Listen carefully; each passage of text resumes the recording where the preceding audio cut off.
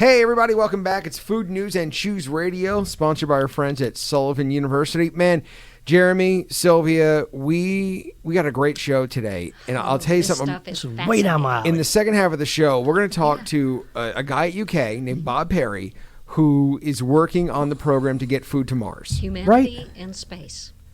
Legitimately sending food into space. To get there. This is University of Kentucky. Yeah, but then, it's 7 months now, but we don't know. It might be by the time we're all gone. Right. I mean, yeah, it's almost like technology moves so fast. We may launch a ship and then a month later launch a faster one and catch the first one. You know what I'm saying? That's how fast. Just the problems we have to solve. We got a lot. That's going to be the second half of the show. This hour of the show, we're going to talk about hot dogs. We're going to talk about, I know you have a wine dinner coming up. Yes, a food odyssey. Yeah, and what you talked about, I think, is a theme too after your dinners, but a prime, going back to sort of primal times, which is kind of interesting in talking about space. Right. Forward. What's new is now old. Anyway, so tell us about your events. All right, so I'm going to do a plug here, guys. I got a really nice wine dinner coming up, and it's going to be August 24th, so next week you still have some tables available at 7 p.m. And this is a Mediterranean food odyssey. And this came about because our customers, the ones that come to Chef Series, we literally just asked at the end of the last one, what do you guys want to see more of? And they said something interesting. And they said they started naming off European countries and stuff. So instead of choosing one, we just said, let's just take a little tour. So we're going to be doing a food odyssey doing foods from Spain, Portugal, Turkey, and Greece. So I think Portugal and Turkey probably are cuisines that people aren't very familiar with around here. I don't really see any presence in our region. No. Spanish, sure. There's been plenty of Spanish food influences, but you don't see in that. Tell us. All right, so I started off with one of my favorite Spanish style appetizers, and it's very simple, guys, but it's just gambas al ajillo. It's just shrimp with garlic. And this one's a little bit kind of sexy and dirty, guys. It's from Spain, you said? It's from Spain, because this is where we use the head-on shrimp, like the prawns, like the ones that have the heads on all the little legs. But that's the sexy part. I mean, you're going to rip the head off, and we'll have lots of extra virgin olive oil they'll be swimming in with toasted garlic and tons of sherry wine from Spain. And then we usually use Iberico ham, that really nice ham from Spain. I think our country ham from around here is just as good as that Spanish ham. So I'm going to sprinkle a little country ham in there with some chilies and toasted baguette. So really all this is cooked off shrimp and lots of wine and garlic with bread to dip in. And a little country ham bites, right? So very good. We're going to pair that with wine. I'm doing a bacalhau from Portugal. Bacalhau being salt cod. Salt cod that you then rehydrate. Right. It's delicious. So I'm glad you know what it is, because study this, guys. Like I know it because my grandmother used salt cod to make clam chowders and chowders when in What soups. does it mean to rehydrate, though? So what happens is they basically coat and store the fresh fish in salt until it petrifies and it's like dehydrated. So it has it has an eternal shelf life, really. Oh, so when I was a kid, fish, and you soak it in water several times to make it not so salty. You have to rinse it So how did you get exposed? So when it's an Italian, it's Portuguese, Spanish, Italian. When I was a kid, if you went into an Italian grocery store, there were piles of what looked like white shoe leather. Right. And it's codfish. Yeah, it's very stiff. You can't bite it. It's so salty. So you have to let it sit in water, and you have to rinse it at least like 4 times to get all the salt out of it. And my grandmother would make it into basically fish cakes because it shreds really, and it's delicious. It sounds great. It's better. It's one of those things very strong flavor, but it tastes nothing like fresh cod, so it's like real fresh fish isn't a good substitution for it, right? Because it's like beef jerky that's been rehydrated. Exactly, it's still good. It's still good. It's not the same. It's a completely different taste. Not the same. Okay, so that's good. the second course. So that's the bacalhau. You know what, guys? I'm not just going to give you a big old piece of salt cod. What I'm doing is a brandade, kind of a little bit of a puree of that salt cod on a piece of fresh cod. Right. Oh, wow. Okay. And then we're going to do a little broth with salt cod and little neck clams and lots of fresh corn and the milk from that corn. So and maybe a little potatoes floating around in there too, right? My grandmother, when she would do it with water. Do the 4 rinses with water and then let it soak in milk. Yeah, milk is the and then that's purifier. Yeah. So is that what that is? Is that like a It soup? takes some flavor out of it. Is it? Okay. Is it a soup-like texture? So the bacalao itself, when it's rehydrated, is not soup-like, but that's what I use it in primarily, is to flavor soups and okay. stocks and sauces. So yeah, I'm basically making a little neck clam and corn and potato soup with that cod that'll have a nice piece of cod floating in it that's crusted with some more salt cod. So that's from Portugal. So that's something probably we haven't gotten to experience. I can't wait to cook that for you guys. Next up is Turkish food. I Turkey. can't wait to hear this one. Yeah, this one's so Turkish food for foodies, for chefs, is probably top 3 cuisines in the world. Really? It's Why? a mysteriously delicious, fun food. Why is that, Jeremy? Why Just- would chefs gravitate to that? I think it has to do with the mixture of influence from like Spain and all the Oh. Mediterranean, just how they kind of put Yeah, it the together, fusion different of all that. spices, right? So this dish is called manti, and I love it. It's typically made with ground meat, and I chose to use turkey for this because turkey, right? Turkey. It just sounded fun. You don't have to, but I'm going to use some sweet spices in there and Turkish spices in the ground meat mixture, and it gets wrapped in a little dumpling. So it's kind of a little turkey dumpling that's got a garlic yogurt sauce and fresh mint. So it's very unusual, but I think it's going to be very delicious and taste very kind of homey, very. And then the last one is Greece. We're doing feta Malay. It's just basically feta that's wrapped in phyllo dough and fried, and then it's soaked with honey and thyme and rose water and butter. And this that's is not kind this is another course. it It's not is. a dessert. Okay. Yeah, that's right. This is the Greece dessert / savory. Sort of like a mix Yummy. between a cheese course and a Yummy. dessert. That's exactly You know what what? it is. In other countries, when it comes to desserts, American desserts are way sweeter than everywhere else on the planet. Our desserts are very, very sweet, but also we don't use a lot of savory ingredients in desserts. In a lot of other places, they do. Yeah, because you don't think of feta cheese as a dessert cheese, Right. But Yeah, that's why I with kind of honey, asked, because it was. Yeah, I didn't think of it as that. But, exactly. yeah. And typically this dish is not served as a dessert, but seeing that this is a wine dinner, a cheese course is super appropriate. That's a better way and to to end the finish meal, I with a agree. sweet cheese course. Why not? And you Yeah. have wine pairings for each of the. For each one, yeah. Oh, And we're sweet. going to do wines from each country. So with the gambas, we'll have some Spanish wine. With the bacalao, we'll have Portuguese wine. With the manti, we'll have Turkish Nice. wine. I've never had a Turkish wine. I want to know what that's I like. didn't know there was Turkish wine. Yeah. So and then Greece, that's easy. We'll find some Greek wine. Oh yeah. Yeah. So anyway, guys, August 24th, 7 p.m. This one's $60 per person plus tax That's and a bargain. gratuity. Oh. Now we do have the wine pairing. That'll be an additional it'll be- supplement. yeah. So it's $60 for the 4 courses. And not okay. So now you've got another one coming. The roses, 4 roses. Yes, we're kind of in infancy though, but I wanted Yeah. to get Now that tell us, just tease us a little bit. out aloud. Yeah, so Four Roses, yeah. we're doing their full product line, and I'm starting out with a Beast Burger. I know, and Okay. this That is sounds basic. yeah. I'm thinking pretzel bun. I'm not sure, but it's a fun nice little slider burger. But it it's really is. It's made out of Wagyu, wild boar, elk, and venison. So it's 4 beasts in one little patty. And I'll dress it with little cool things, but I wanted to try that just for a fun little hamburger bourbon pairing. And then I'm going to do some miso chili pork belly with conch fritters.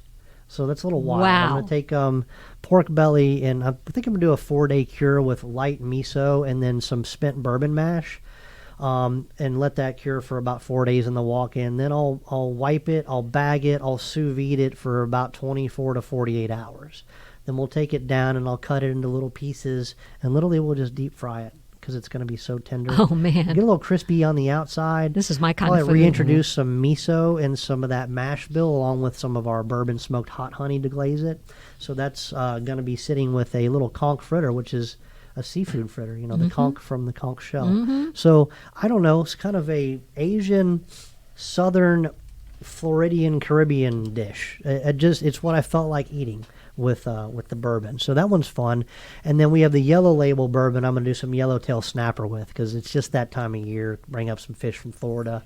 And I'll do something yellow with the yellow theme. And then we're going to finish up with a chocolate pretzel tort with bourbon cream and bourbon This caramel. sounds fun. Yeah. So $60 per person on this too. Wow. When is this going to be? Do you have a date yet? I do. Give me 1 second here, though. We're pulling it up right Now, I'll tell you, you can already make reservations for the wine dinner, right? You can Yeah, sign the up for those. 24th next 24th. week. Yes. The Yeah. So 24th. make sure you do go to Azure Restaurant, call the restaurant, find us on Facebook. at Food News and Choose. 296-1007. She's got it. There you go. 296-1007 right now. Yeah. They'll make reservations for next Thursday, which is the Odyssey Chef Series. Now, on September 14th is when the Four Roses Bourbon Okay. will be. And we'll talk more about this on this show. Yeah, get past this one. Come Now, from very, very high-end food to hot dogs. to hot dogs. Let's talk about hot dogs. Why are hot dogs Look at this important this week? article. Well, this is an article. I like this because it's kind of what you're going to hear later is about something that's like about space, which is so far in the future, so beyond most of us. Hot dogs are But we space can food. eat a hot dog right here. But I went to a restaurant out in Carlsbad called Campfire. And it's kind of evoking that an earlier time in our history, where you went to campfires and s'mores on the menu every night and meat. It's very meaty over open flame kitchen. And just a beautiful place, but very rustic. And so what their claim to fame is, we're taking us back to more primal days. So I thought, what better thing to talk about than hot dogs? I'm seeing this too. I was actually just talking to Norma before the show about some of the Aga ovens and the Jaspers. And, when I was down at that Middleby thing, right, the corporation that builds all these things, there was a big, strict divide between consumers or their customers. Half of them wanted the new technology, Right. and the bells and whistles. The other half were degrading back to just campfires. Yeah. Like they're like, my oven, I basically want charcoal and like a chain Yeah. to hang Well, or dangle a meat over. And Yeah. you have the all the wonderful yard tools now, where you can cook outside and Yeah, you can. various ways and all of that. Well, But we realized that, for a long time, we tried to get away from fire because it's wasn't very technological. We went to And then we found propane, this- and then we realized Air fryers are boring. fire tastes really good. Yeah. Like it's a flavor. It's an the- ingredient. it's an ingredient. It's a flavor component. Kind of come up a little bit with gas flame stoves. I have one, Right. But they've gotten controversial because that's the gas mostly. I guess that's controversial, but that's kind of interesting too because I think chefs probably prefer the flame where you can yeah. It's So, more responsive. I don't know exactly. It's more responsive. Yeah. It's more hands-on. You have more control over it. It does what you want it to do when you tell it to do it. Like, for instance, I had a big green egg that's charcoal and flame. I went to a pellet grill this past year, Traeger, and I hate this thing. I Yeah. can't wait. Does somebody want to come pick it up? Just come on and get it. What don't you like about it? Everything. It doesn't. I mean, it has no firepower. It'll hold temperature for a while, but it has no oomph in the Yeah. flavor. It lacks- doesn't do it. It's like it's You're just not looking me. for that X factor. I just for 99% of the population, it's Probably great, fantastic. but not for a me. chef, I'm like, not for a get this professional. thing out of my yard. Get this junk. So you need that X factor, that thing that makes it. I want to burn. I want it hot. I want it. hot. Give me the Right. option Campfire. to. Right. Campfire. New York dog. Thought of you, Twitch. All beef with sauerkraut and spicy brown mustard. What they do is they take these regional hot dogs and they say what the essential. One of the ones that people kind of go like, ick, is the Seattle dog. What's that? What do you think's on a Seattle dog? What would be Coffee? Fish in some way. Coffee. I Some love about that. Fish probably. Hot Coffee and a Frank. donut bun. Here's the deal though. Cool cream cheese on a hot dog. I mean, I I'll. don't know. I'm fine with it. That would be one of those things. I'd probably try it, enjoy it, but only need to eat it once. See, I would do that, but I would be achieving, like, I would be building something like a jalapeno popper hot dog. You Right. know, it would be. Oh a no, I means to- love means to an end. jalapeno hot poppers. Right, so, and maybe cream I cheese would are like in that, so it. you probably would like it, but I probably wouldn't just put cream cheese on it. I wouldn't. So a Chicago, I looked up Chicago dog because I thought that's kind of interesting, Yeah. and it's called the Garden Dog, and you know why? You Because run it through the has garden. A pickle, a very specific set of 7 items on it, and they are yellow mustard, relish, customarily neon green, chopped white onions, tomato slices, a pickle spear, pickle sports peppers, and celery salt. Yep. That's the dog. It's the garden dog. Now, does it Didn't talk think about a that. poppy seed bun? Yes, poppy Oh, seed okay, bun. that's an essential, yeah. It's How do you on feel about poppy seed. Chicago dog? I actually love everything about a Chicago job, except visually, I really don't care for the traditional bright green relish. Like the one that looks Hulk green, that's just Yeah. weird. But it doesn't taste any different. It's fine.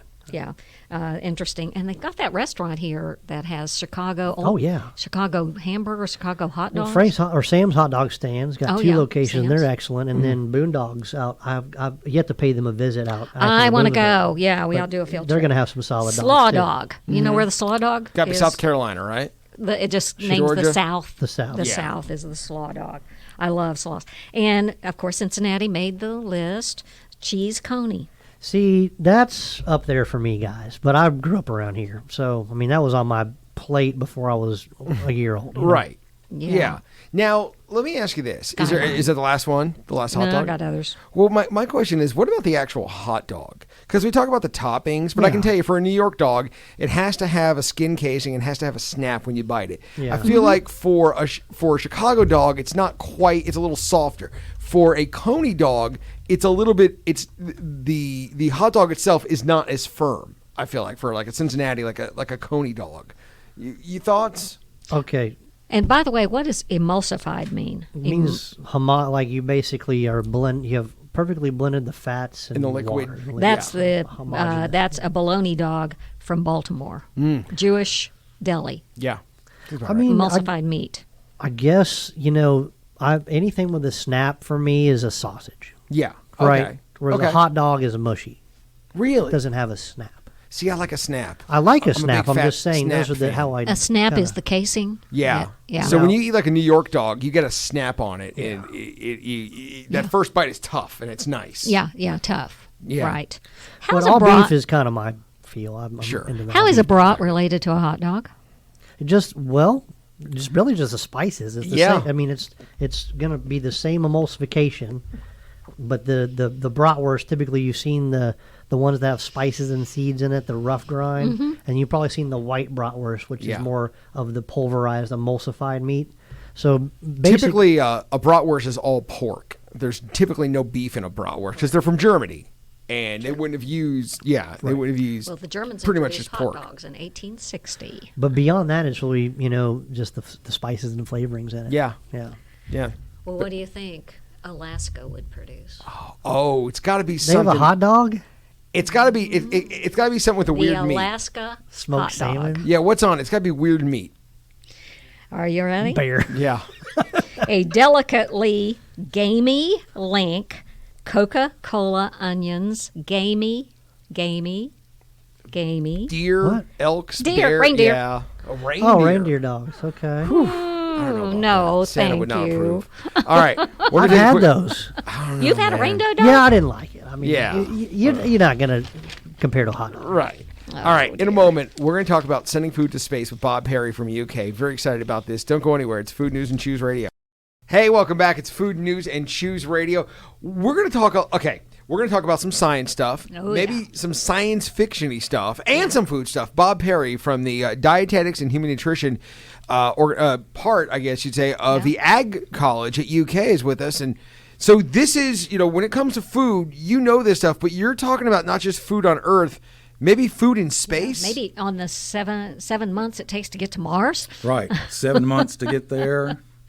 How is that six, sustainable? 6 yeah? months or so on the planet, and then 7 months to get back. That's a the, lot. The thing about food in space is no one's ever been in space longer than 3 weeks without being resupplied. And to be able to test that out must be So an enormous a challenge. long-term voyage is going to be a lot different than everything they've done to this point. Yeah, so So- tell us about it. Wait, I got to stop there because that was a crazy fact. So on the ISS, they were resupplying about every 3 weeks. Yes. For those guys, that's amazing. I didn't know we were doing that many launches up to resupply. So I mean, this is Is that the International Space International Station? Space Station. Yeah. Yeah, so and that's how would- they get fresh food up there all the time. Right. The astronauts love it when yeah. When the fresh supply food ship arrives. comes in and they get fresh bananas and fresh apples. Well, you're not going to have that going to No, Mars. no. Well, so this sprung out of humanity in deep space. That's an an entity that's right. been This created. is Chris Kimmel's nonprofit. Who's a Of course. genius. Yeah, Chris has Space Tango, which Right. actually his company Space Tango brokers all of the experiments done on the International Space Station. Oh wow. So if you want to send something up, it's his company that Call Chris. makes it happen. And then he started this Humanity in Deep Space to really look at this, what's termed a wicked problem Yeah. of feeding people long term in space. And we have about every other month he organizes a conversation. And with me, I'm really honored to be part of it, too. Really? With astronauts, physicists, all sorts of way smart people. But nobody's ever considered how we're going to do this. So How you even can experiment with Right. it, even, you know? So it's one of those that none of us are as smart as all of us. So I think my only frame of reference for this is the movie The Martian, which Yeah, a lot of that's people right. Yeah. consider to be the most scientifically accurate movie ever made, based on the science that and on that in that movie they try to grow food on Mars. Is that something that we're looking at? Is trying to actually food in a how do we barren provide 20 environment, months of yeah. food? Yeah, do we have to try to grow food there? Yeah, that's definitely part of it. We've been in, Gary Stute is one of our colleagues that participates in a lot of calls. He's the recently retired chief horticulture officer of NASA. So he's been growing plants in space for 25 years. Right. And France on the on the space on the station. space station, right. yeah. And it's we had a conversation one day and we were talking about, well, what to grow. You can't really grow crops, You can't grow tomatoes in space, but you can grow herbs is one thing. So you have to start thinking about combinations of food. well, and I come at this from the neurogastronomy aspect. So Yeah. if you can grow herbs, think about, so you've got a little chocolate bar that's space ready, that'll last. You got this little chocolate bar, but if you could reach over and pick a fresh mint leaf and put on top of that chocolate bar and Then eat it's- that, yeah. that really Gives makes it people some- happy. So really, Yeah. it's kind of maybe how do we get farther down the road by supplementing and combining things. And I'm Exactly. sure you guys Mm-hmm. are probably just talking about udder fiber plant calories as well. Maybe taking the neurogastronomy experience out of it, there has to be probably something done with compost or waste and reuse, or I don't know, just the So stacking how ingredients to give calories in the body. just yeah, to walk sustain us life. through it. Tell us where you are in the research. And Well, it's all just talk right now. We're Well, still years away. I'm but- reading Oppenheimer right now. Went to see the movie. When you said physicist, I'm like, because it's all sciencey and Well, it's the so other thing strange. that Gary talked about is maybe we should look at growing medicinal herbs, right? Certain herbs are good for your blood flow. Certain herbs are Right. good for memory. Mushrooms are good for memory. Certain things we can grow medicinally like that, which would, again, you can't really grow crops, but you can grow little things. And I think what's fascinating about that aspect of it is we're really going back to primitive. We're going back to pioneering. Right. You're going to grow medicinal herbs. which is That's what folklore medicine. it I mean, is this is folklore pioneering. medicine. It's what you It is, forage exactly. in the This is- forest for. So how much thought is given to, and I know obviously you have to supply the human body with calories and nutrients and, they have to eat, but how much thought is given to like palate fatigue? You're going to be on a thing for 20 months, yeah. probably eating dehydrated just to keep morale up. Things like you said, like mint, just a little bit of sprig of mint. Or even just a tiny chocolate bar. Right. Like how do want a you big one. factor that, or do you factor Yeah. that in? Or is it just about, Yeah. we got to Oh, it feed is you? about taste. That's Yeah. No, the it's- neurogastronomy part. Right, Yeah. that is the neurogastronomy part, and it's really all about taste. So to explain what neurogastronomy is, you think of it this way: all foods have flavors. It's quantifiable. We can measure what's in food. We were talking about bourbon earlier. I mean, we can tell you exactly what chemicals make up bourbon to Right. give it its flavor. Taste is created in the brain. Okay. You and I both eat the exact same thing. We take a bite of the same apple. But it tastes You love it, I hate it. Yeah. That's in your Yeah. mind. That's Yeah. not in the apple.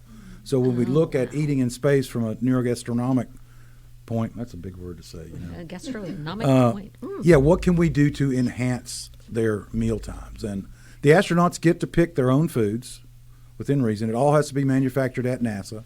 But, we have an international cruise now, so there's all sorts of different foods What do that they want. send up to the space station? Do they send up a sirloin? I mean, what do they No, get? it's- what do they get? Because they're only there for a short time, so Right. it can be like different It's if the one thing they're not allowed to have is anything with crumbs, with Yeah, crumbs. sure. because things float and you don't want crumbs getting into the Like sensitive short equipment. circuiting something. So important. they don't have bread, but they have tortillas. They have flour tortillas. Oh, it makes sense. That's Oh, their okay. bread. What because about meat? Are they able to? Not much meat, no. Unless it's unless it's already made up into a stew or something, you're not going to have a steak in space. You got to think you can have no flame. Period. Yeah. So Yeah. you got to cook some other method, right? Typically, what would be used on a? Well, and that's news too. It's really interesting. I met this guy. He called me out of the blue, Jim Sears. He'd seen some of the media, and he's a retired aerospace engineer. He used to work for one of the big companies, and of course he retired. So he went home to his house and built a laboratory in his garage. Well, yeah. Sounds like a scientist. And he calls it a space appliance. I'll see if I can describe this to you. So it's a round cylinder, probably about 8 inches in diameter and about 8 inches tall, that has heating elements around the outside, Yeah. and it goes on a base that spins.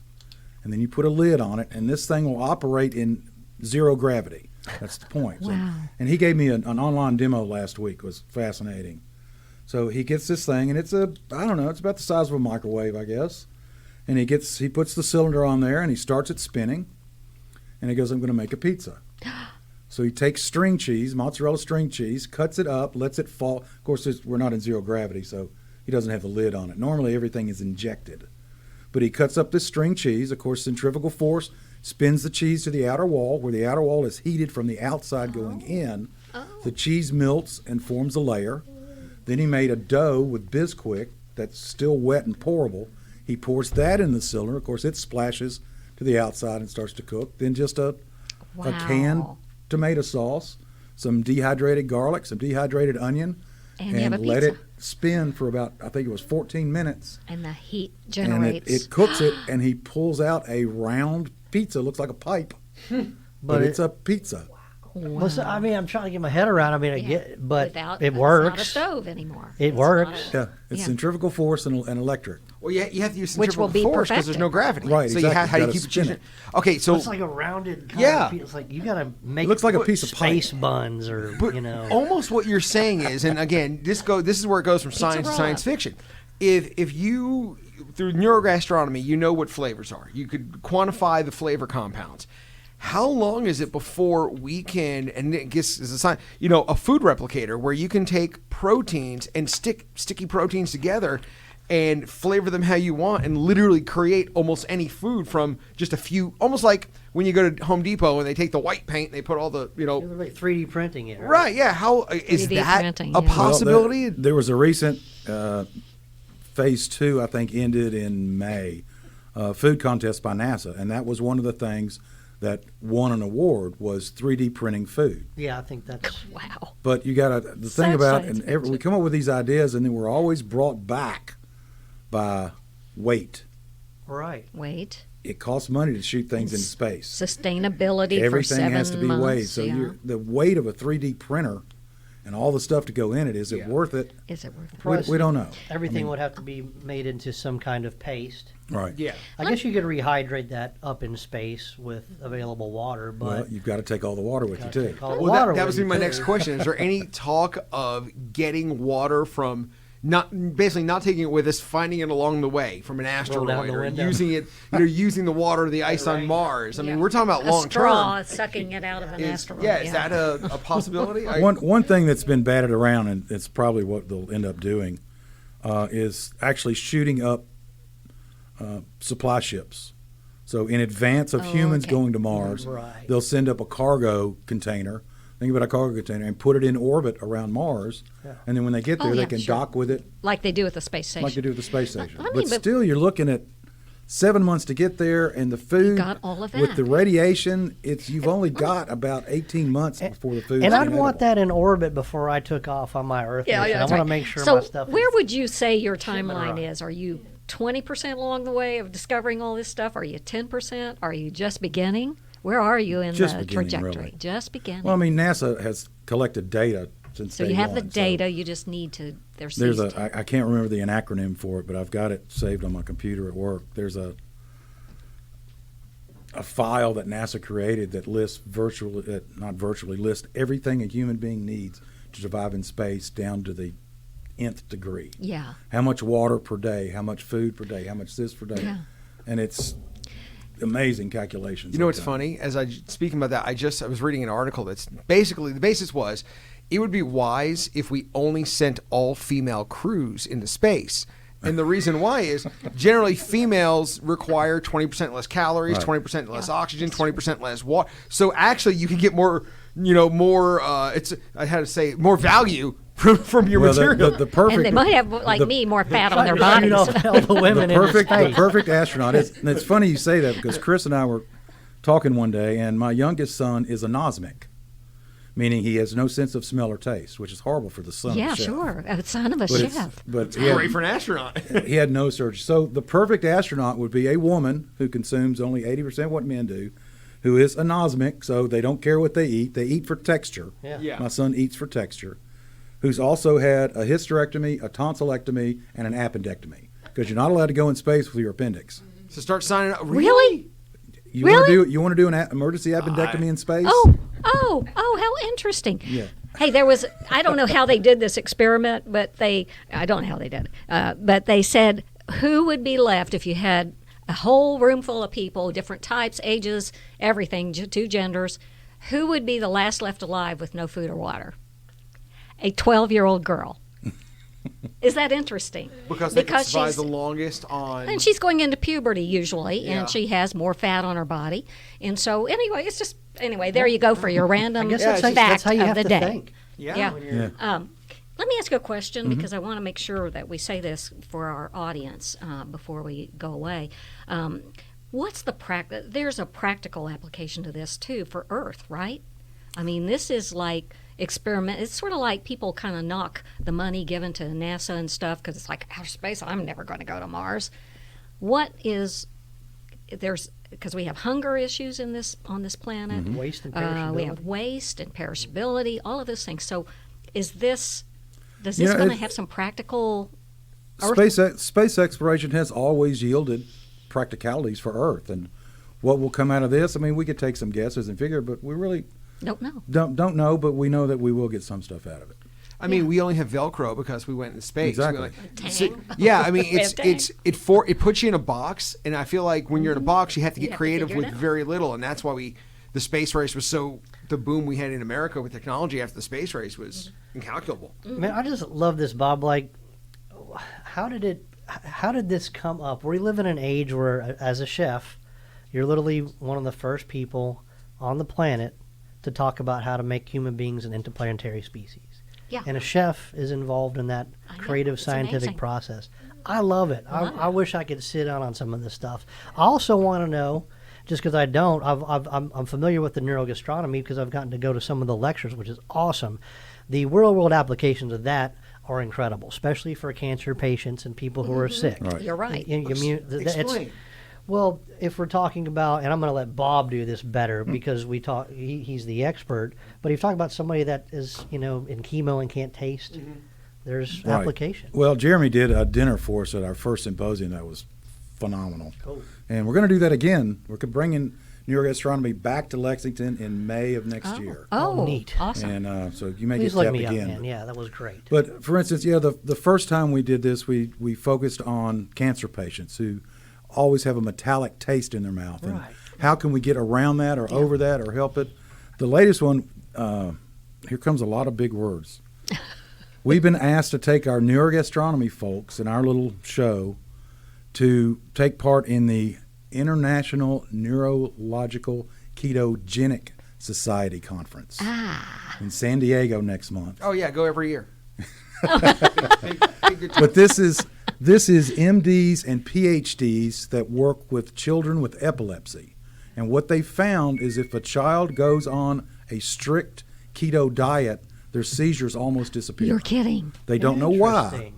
but that's the reason for You're this conference kidding, is to bring yeah. together all these people. And actually We're a good talking about natural ketones, right? Like ketones Yeah. in the body. Keto- Okay. regular keto a diet. full keto Filling diet. out carbohydrates going into Wonder- ketosis stuff. Right. Yeah. Wonder if it works for dogs. My dog has seizures.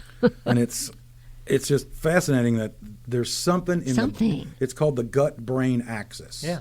So there's something about Wow. keeping carbs out of the gut that lets your brain not go into seizure.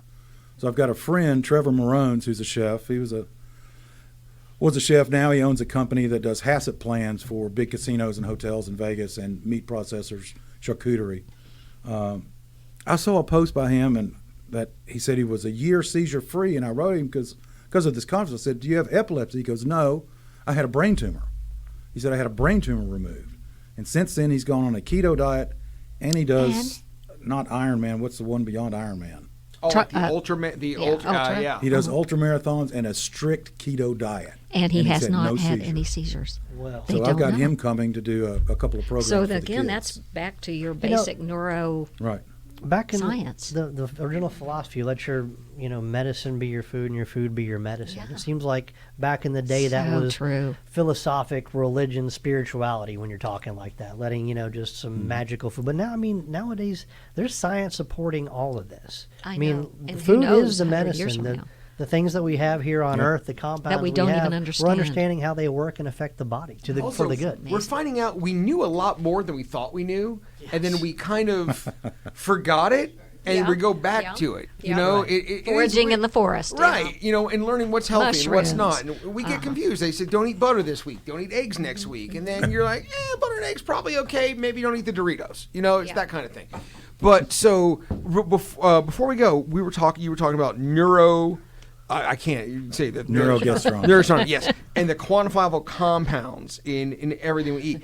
Are there any tricks that you like, little trick, parlor tricks basically, when it comes to flavor compounds that you can really trick the mind with that people can do at home? Well, we do what we call sensory breaks during our conference, and I was working on one today. So we take Jell-O, right? Everybody likes Jell-O, but we mix up the colors. So I'm going to take cherry Jell-O, red, add green to it. It'll turn purple, so people will think grape. But they get it, it's going to be cherry. Oh, then- yeah. There's That another, would mess with your head. Yeah. and I can't think of the other one, but the last one I do, which really messes with your head, is I take clear vegetable stock and dye it red. So if you're looking at red Jell-O, what are you thinking? Yeah. Cherry, Think of strawberry. uh-huh. Yeah. You're going to taste vegetable soup. Oh. Oh, it really how messes with interesting. people's Yeah, it really minds. In messes the with our 90s, heads. Heinz put out green ketchup, and it Yeah. blew everyone's mind. Yeah. It wasn't. Yeah. Bob Perry from the UK Dietetics and Human Nutrition Department in the Ag Department. Yeah. Thank you so much for coming Yeah, on. it's today. been Really great. fascinating. So much more to know. Yeah. Yeah, thank you. Yeah. And science. Back in a moment. It's Food News and Chews Radio.